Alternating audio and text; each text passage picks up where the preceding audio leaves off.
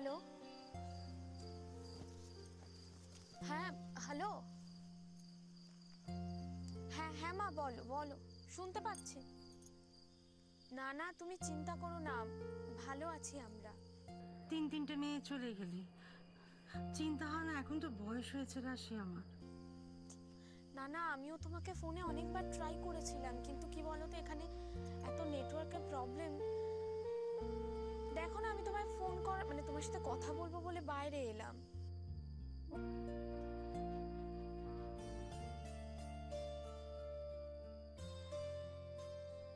রাশি, তোরা ফিরবি কবে?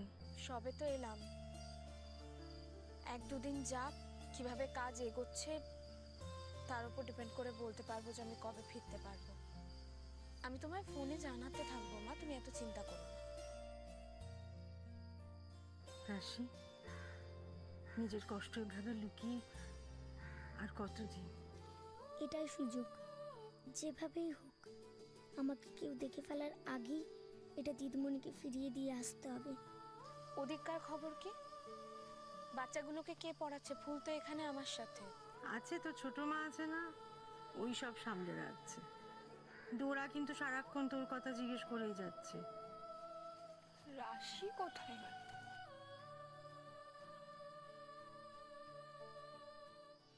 এই মেয়েটা সকালের ওই মেয়েটা না? মিলি, আই মিলি, হ্যাঁ তাড়াতাড়ি আসো। যাক, তাহলে তো আমার কোনো চিন্তাই নেই। এই দেখ, এই বাচ্চা মেয়েটা সকালের ওই মেয়েটা না?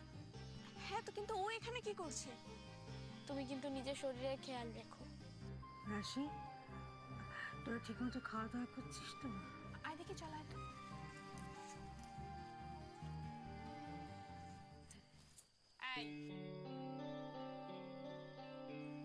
এই কি, এই পার্সটা তো রাশির। তুই এখানে এই এই কোথায় যাচ্ছিস? দাঁড়া।